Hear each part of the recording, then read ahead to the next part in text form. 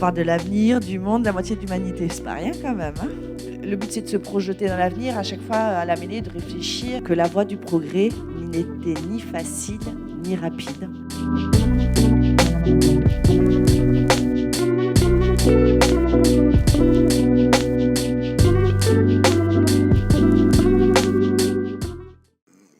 Bonjour à toutes et à tous. Merci d'être encore présents lors de cette 4e journée 2, 3, 4 de la mêlée numérique. Il en restera encore 2. Et sur un thème qui nous tient particulièrement à cœur avec ce projet, ce programme, avec plein de partenaires que je remercie ici et plein d'implications bénévoles qui durent depuis des années et qui est renforcé aujourd'hui par ce programme Numérique pour elle. Et nous sommes très heureux d'accueillir un soutien de toujours sur ce projet, sur ces sujets, de la mêlée en général et sur ce sujet en particulier, Madame Nadia Pelfig, vice-présidente du Conseil régional. Je vous demande de l'applaudir. Merci. Merci, Monsieur le Président, cher Édouard. Tu m'étonnes que ce sujet est important. On parle de l'avenir, du monde, de la moitié de l'humanité. C'est pas rien quand même. Hein. Non, merci à la mêlée numérique chaque année de ne pas oublier ce sujet. Et au-delà de ce moment qui nous réunit là maintenant et ce matin, de tous les travaux qui ont été menés et qui vous ont été présentés par des femmes d'exception, ce qui me plaît dans la mêlée numérique, c'est que c'est pas les 4 heures des femmes, vous voyez. Il y a une séquence spécifique. Mais évidemment, il y a toujours des femmes dans les programmations et sur tous les sujets parce que les femmes sont aussi expertes. Elles ne sont pas que femmes qui parlent du numérique. Alors moi, je vais vous amener, parce que le but, c'est de se projeter dans l'avenir, à chaque fois à la mêlée, de réfléchir. Et moi, je vais, une fois n'est pas coutume, vous envoyer un petit peu dans le passé. Imaginez, on est à Londres en 1815, en pré-révolution industrielle. Vous naissez femme de statut aisé. Vous avez un papa, poète, qui s'appelle George Byron, et une maman qui est issue de la haute société. À l'âge de 20 ans, vous épousez un comte. Vous avez 3 beaux enfants et malheureusement une santé assez fragile et vous décédez à 36 ans. Voilà, alors là, vous l'avez bien en tête, la vie de la comtesse, là, c'est pas top. Voilà. Alors, on va mettre d'autres éléments dans la vie de Madame la comtesse. Donc, elle est toujours en 1815, vous êtes toujours à Londres, vous êtes toujours née femme, de statut aisé, votre papa, c'est toujours George Byron, votre maman, c'est toujours une dame de la haute société, Annabel Milbank, et il se fait qu'elle est reconnue comme extrêmement brillante. Et chez vous, on détecte assez jeune une forme de génie mathématique, pour lequel on vous encourage à étudier les mathématiques, ce qui est assez rare à l'époque. Et on vous donne les meilleurs tuteurs pour vous accompagner. Et votre papa vous appelle même la princesse des parallélogrammes, ce qui est assez rare. Une fois mariée, les mathématiques, ça vous manque. Mais chose inhabituelle, votre mari vous encourage à continuer vos travaux et à étudier et reconnaît votre génie. Vous inventez du coup à la suite le premier programme informatique de l'histoire et vous êtes Ada Lovelace. C'est quoi selon vous qui a changé la vie d'Ada Lovelace? Elle a été encouragée, elle a été soutenue. Et malgré tout, 200 ans après, on revient à l'époque présente, mais ce n'est pas forcément le cas.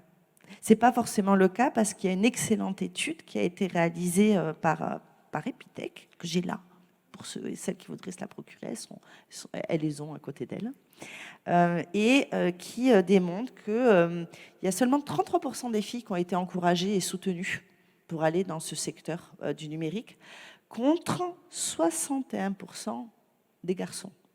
Et donc 200 ans plus tard, c'est pas évident qu'on ait et qu'on puisse avoir des Ada Lovelace partout, parce que justement, ce qui a fait la différence n'est pas forcément au rendez-vous. On a encore une image qui est fortement stéréotypée dans la société. C'est encore un secteur masculin, en tout cas considéré comme tel, des filières d'études qui sont plutôt, là encore, masculines. Il y a aussi beaucoup de méconnaissance des débouchés et de la diversité des débouchés et aussi de l'opportunité. Tout à l'heure, je répondais à une interview et on me demandait ce que je pourrais conseiller à des jeunes femmes qui voudraient et qui hésiteraient à s'orienter vers des études du numérique.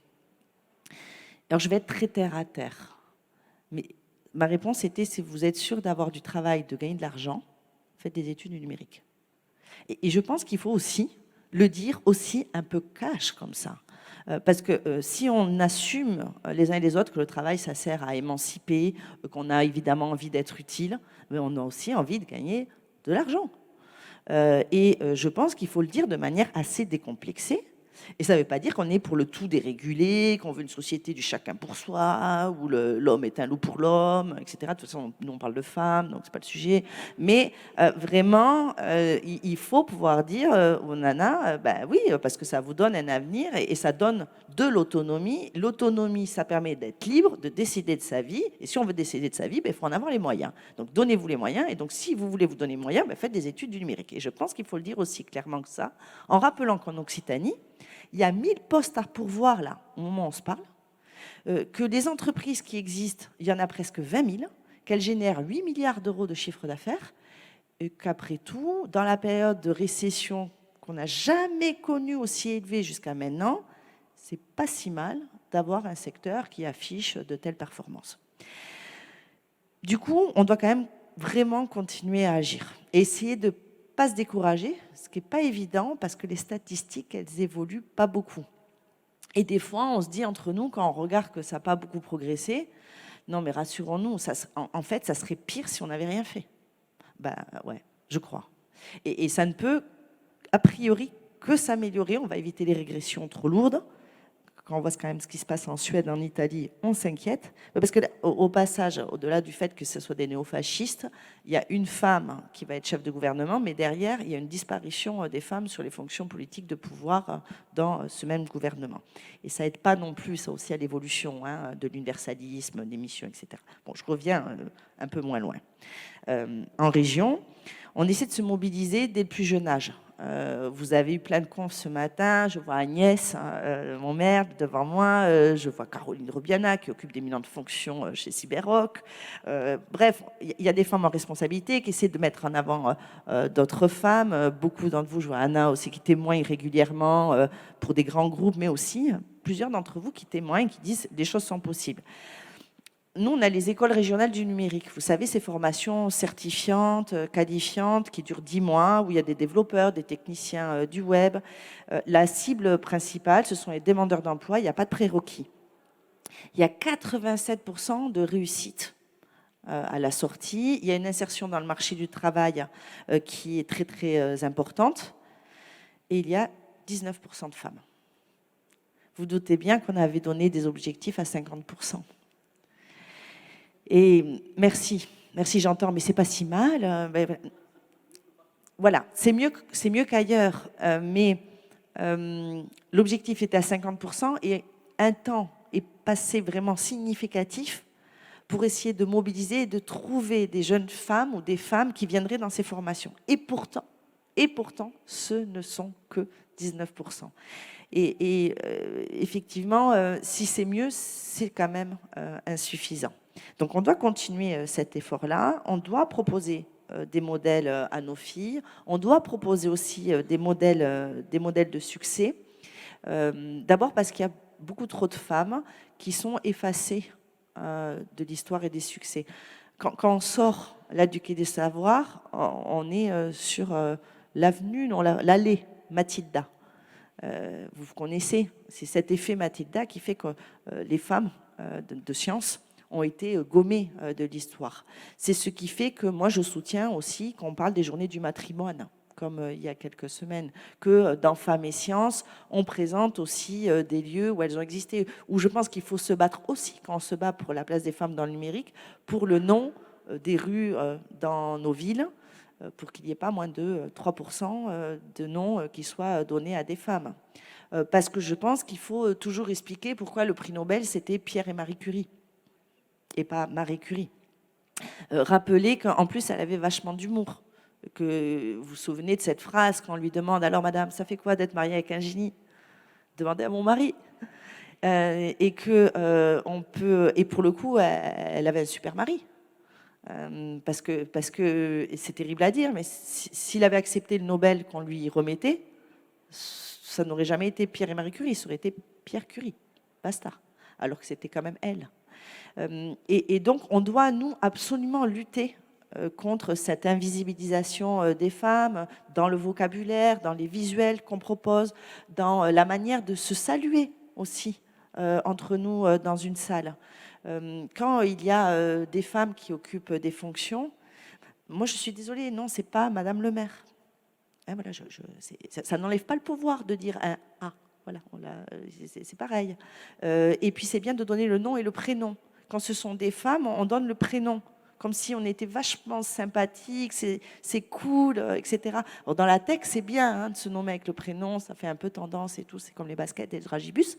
Mais en vrai, si vous voulez faire de la notoriété et de la visibilité, il faut donner le nom des femmes, le nom des femmes expertes, qu'elles puissent être invitées, qu'on puisse les retrouver sur les réseaux sociaux, qu'on puisse les retrouver sur LinkedIn. On ne retrouve pas bien les noms et les personnes en les appelant Anna, Corinne ou Sophie. C'est quand même beaucoup plus simple de nommer, de dire les noms, dire le nom de la société pour retrouver et pour identifier. Et donc, nous aussi, il faut qu'on s'applique à le faire et qu'on dise à nos camarades masculins, qui sont aussi solidaires, de pouvoir le faire à nos côtés. Ce matin, vous avez parlé de plusieurs femmes. Moi, il y en a une que j'ai découverte. Merci, Catherine Gestin. Je ne connaissais pas.